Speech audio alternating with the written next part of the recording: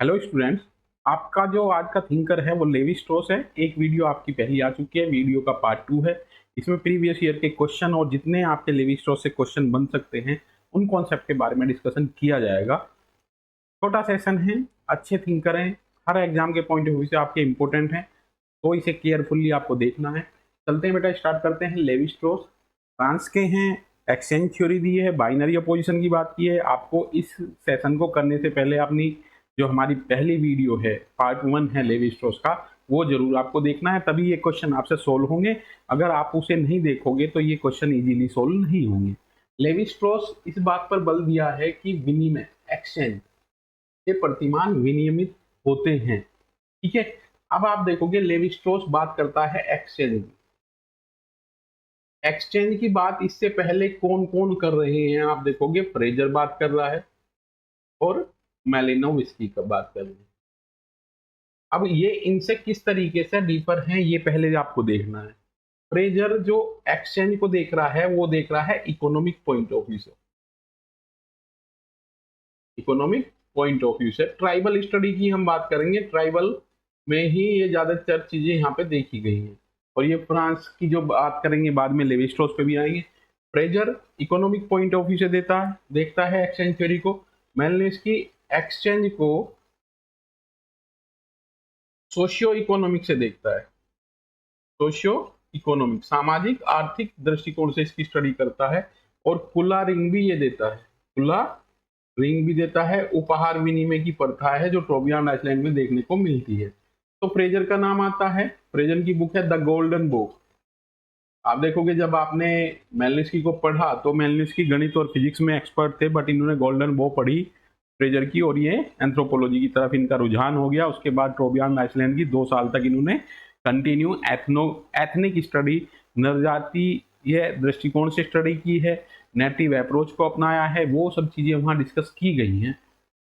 Exchange की बात करते हैं तो यहाँ पे ब्राइड एक्सचेंज की बात करते हैं आपके मेन तौर पे लेवी स्ट्रॉस। और ये 2 प्रकार का बताते हैं, प्रत्यक्ष विनिमय और अप्रत्यक्ष विनिमय।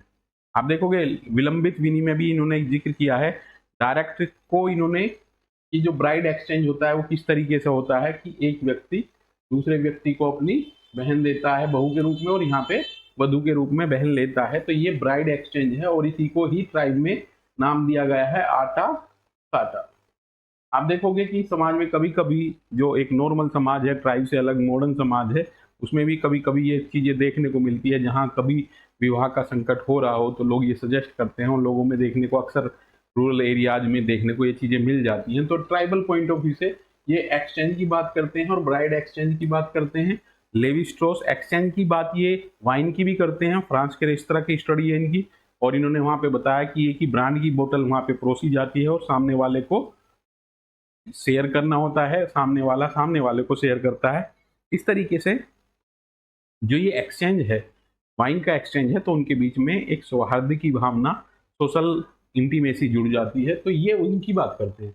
लेवी स्ट्रॉस इस बात पर बल दिया कि विनिमय के प्रतिमान विनियोजित होते हैं किसके द्वारा, तो आप देखोगे पहला है एक समाज के मानक और मूल्यों के द्वारा, दूसरा है एक समाज की संरचना और प्रकारों के द्वारा, तीसरा है एक समाज की आर्थिक इस व्यवस्था के द्वारा, आर्थिक व्यवस्था के द्वारा, एक समाज की राजनीतिक व्यवस्था के द्वारा। तो राइट ऑप्शन आपका एक समाज के मानक और मूल्यों के द्वारा है। आप देखोगे कि जब लेवी स्ट्रॉस को पढ़ते हैं तो सीधा सीधा वो ये कहता है कि अकॉर्डिंग टू सोशल नॉर्म हमारे क्या होगा, एक्सचेंज होगा सोसाइटी के बीच में।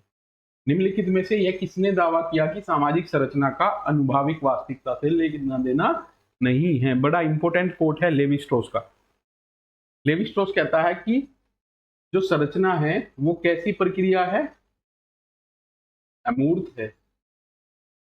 इसके साथ साथ क्या बताता है वो, मानसिक है। ये कैसी प्रक्रिया है, मानसिक है। तो ये स्टेटमेंट बोलता है कि सामाजिक संरचना का अनुभविक वास्तविकता से कोई लेना देना नहीं है, सोशल स्ट्रक्चर की जब स्टडी कर रहे हैं। जबकि ब्राउन कहता है मूर्त है संरचना, और व्यक्तियों के बीच में जो संबंध बनते हैं उनसे सामाजिक संरचना बनती है, और ये कैसी है, प्रत्यक्ष है, दिखाई देने वाली है, मूर्त है। तो ये आपका राइट ऑप्शन इसका ए आ जाएगा। क्वेश्चन नंबर 3 में चलते हैं बेटा। निम्नलिखित में से किसने समाजशास्त्र के लिए सामाजिक का प्राकृतिक विज्ञान का विचार प्रतिपादित किया है? तो नेचुरल साइंस की जब बात आती है तो लेवी स्ट्रॉस यहाँ इस सिचुएशन में राइट ऑप्शन आपका सी आएगा। यहाँ इमाइल दुर्खाइम का भी हम जिक्र करते हैं, इमाइल दुर्खाइम सोशियोलॉजी को एज ए नेचुरल साइंस मानते हैं। यहाँ हम लेवी स्ट्रॉस इसका राइट आंसर है आपका। नेचुरल साइंस की प्राकृतिक विज्ञान की बात आती है तो कहीं कहीं आपके ऑप्शन रेडक्लिफ ब्राउन भी लगाए जाते हैं, तो ये आपका इंपॉर्टेंट क्वेश्चन है। ऑप्शन है आपका लेवी स्ट्रॉस। इसने यह तर्क दिया है कि संरचना एक विधि है न कि यथार्थ, संरचना एक विधि है न कि यथार्थ।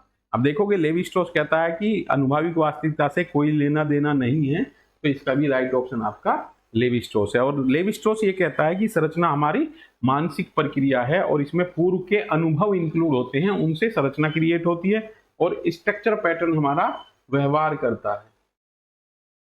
अब आपका व्यवहार, इस ए का व्यवहार बी के प्रति क्या है, तो ये संरचना जो है इसके माइंड में किसी उस व्यक्ति की क्या स्थिति है, परिस्थिति क्या है, उसके अकॉर्डिंग वो व्यवहार क्रिएट करेगा। ये क्या है, संरचना को मानसिक बताते हैं, अमूर्त बताते हैं। तो ये क्या कहते हैं कि अनुभाविक वास्तविकता से कोई लेना देना नहीं है। फिफ्थ क्वेश्चन आपका, निम्नलिखित में से किसने संरचना को सामाजिक दुनिया का मॉडल समझा है और संरचनावादियों में वास्तविकता नहीं समझा है? तो राइट ऑप्शन आपका ए ऑप्शन सही है, लेवी स्ट्रॉस, सी लेवी स्ट्रॉस। जब लेवी स्ट्रॉस की थ्योरी हम पढ़ते हैं तो ये सारी चीजें हमारी क्लियर हो जाती है संरचनावादियों में। अब आप देखोगे यहाँ पे इनमें और कोई भी स्ट्रक्चर की बात नहीं करता है, ठीक है। नेक्स्ट देखोगे यहाँ पे क्वेश्चन दूसरे तरीके से भी आपका बन सकता है मार्क्स को लेकर के। मार्क्स ने विश्व की संरचना को दो भागों में बांटा है, सुपर स्ट्रक्चर और सब स्ट्रक्चर। जब आपका कार्ल मार्क्स का टॉपिक था तो वहां पे डिटेल में ये सुपर स्ट्रक्चर सब स्ट्रक्चर का जिक्र किया गया है। क्वेश्चन नंबर 6 है आपका, मानसिक मस्तिष्क की संरचना और समाज की संरचनाओं के बीच संबंध को किसने अवलोकन किया है? तो राइट ऑप्शन आपका सी लेवी स्ट्रॉस। और ये संरचना को क्या बताते हैं? संरचना एक कैसी प्रक्रिया है? मानसिक प्रक्रिया है, ठीक है। ये इंपोर्टेंट कोट है लेवी स्ट्रॉस का बेटा। क्वेश्चन नंबर 7 पे चलते हैं। आधुनिक अनुभाविक वास्तविकता का सामाजिक संरचना से कोई लेना देना नहीं है, फेमस कोट है आपका लेवी स्ट्रॉस का। अच्छा क्वेश्चन है, रिपीटेड क्वेश्चन है, प्रीवियस ईयर में कई बार ये क्वेश्चन आपके पूछे गए हैं। किसने कहा है कि मानव मस्तिष्क के मूल लक्षण सामाजिक संरचना के संभव प्रकारों का निर्धारण करते हैं? तो ये आपका लेवी स्ट्रॉस है। आप देखोगे जब हम सोशल स्ट्रक्चर की फीचर की बात करते हैं तो लेवी स्ट्रॉस की सभी फीचर यही हैं, अनुभाविक वास्तविकता से कोई लेना देना नहीं है, रियल में नहीं है, अमूर्त है ये, और ये मानसिक प्रक्रियाओं का उत्पाद है। सोशल स्ट्रक्चर इस तरीके से क्वेश्चन बनाए जाते हैं। इसने मानव मस्तिष्क के अध्ययन के संदर्भ में द्विवर्गीकरण, एक क्वेश्चन इंपोर्टेंट है बेटा जिसका यहां जिक्र करूंगा, बाइनरी ऑपोजिशन, द्विआधारी विपरीतता, इसका जिक्र करते हैं। ये कहते हैं कि कर्ता के माइंड में जब हम कोई उसके सामने वर्ड यूज करते हैं, कोई शब्द यूज करते हैं, तो वो उस शब्द का अपोजिशन लेकर के अपनी इमेज क्रिएट करता है।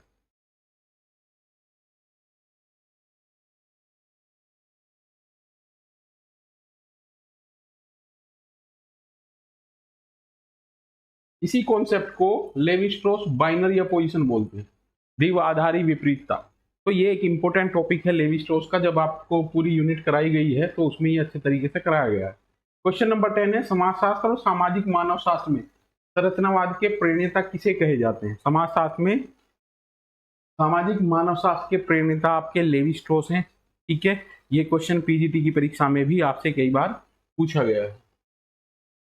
क्वेश्चन नंबर 11 है, निम्नलिखित में से किसने नातेदारी संरचनाओं के अपने अध्ययन में यांत्रिक और सांख्यिकीय प्रतिरूप प्रस्तुत किया है? तो लेवी स्ट्रॉस है यहाँ पे। क्वेश्चन को दूसरे तरीके से भी हम कह सकते हैं, इमाइल दुर्खाइम।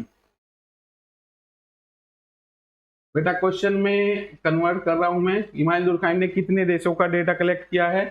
11 देशों का। किस टॉपिक के रिलेटेड? सोसाइटी के रिलेटेड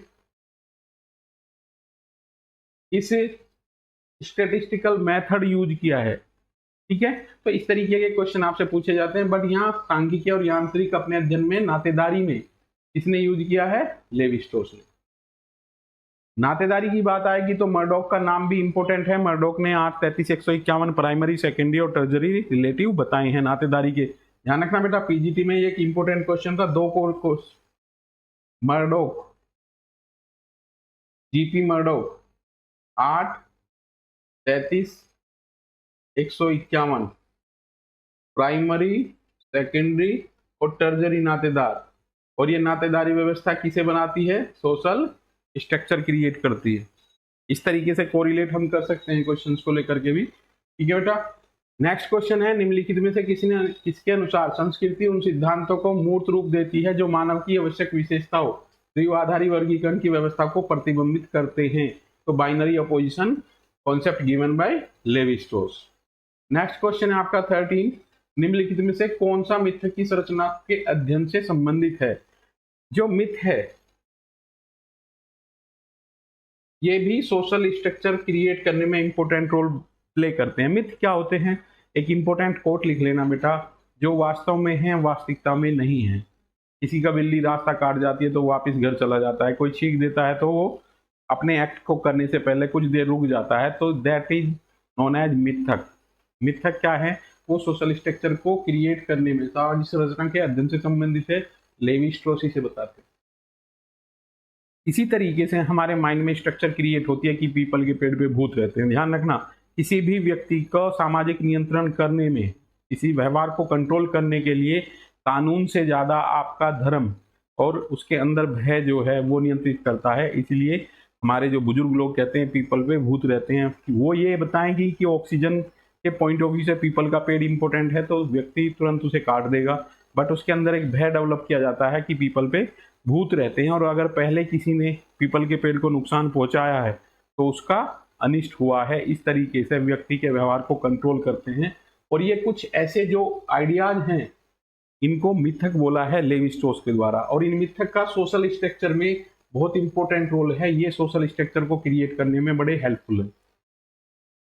क्वेश्चन नंबर 14, निम्नलिखित में कौन एक संरचनावादी है? तो यहाँ पे आपके संरचनावादी टी लेवी स्ट्रोस हैं। हेबरमास नहीं है, नाडेल नहीं है, दुर्खाइम नहीं है आपको। ठीक है, क्वेश्चन 15 आपका संरचनावाद किससे संबंधित है? रिपीटेड क्वेश्चन है, टी लेवी स्ट्रोस से संबंधित है। और आप देखोगे संरचनात्मक भाषावाद, भाषा संरचनावाद, इसमें एक वर्ड आता है नाम सोसरे, इन्होंने दिया है ये। इसके ही बाद में लेवी स्ट्रोस ने भाषा को स्ट्रक्चर से जोड़ा है और संरचनावाद इन्होंने दिया है। क्वेश्चन नंबर 16 आपका, लेवी स्ट्रोस ने रैडिकली ब्राउन की आलोचना किनके मध्य अंतर स्थापित करने के आधार पर नहीं की है? तो ये आपका इंपॉर्टेंट क्वेश्चन है। सभी बच्चे इसे अच्छे तरीके से सोल्व करने के बाद आपकी वीडियो में जो कमेंट है वो देंगे। अब मैं ये देखता हूँ कि एनालिटिकल पावर आपकी कितनी डेवलप हुई है इस टॉपिक को करने के बाद। मुझे आपके आंसर की प्रतीक्षा रहेगी। और बेटा नेक्स्ट वीडियो में मिलता हूँ नेक्स्ट टॉपिक के साथ। अच्छे तरीके से आपके टॉपिक कराए जा रहे हैं। अगर नेट जीआरएफ की परीक्षा आप क्रैक करना चाह रहे हैं तो कंटिन्यू इन वीडियो को वॉच करने के साथ साथ अपना पूरा सिलेबस आप कवर कर सकते हैं। Thank you.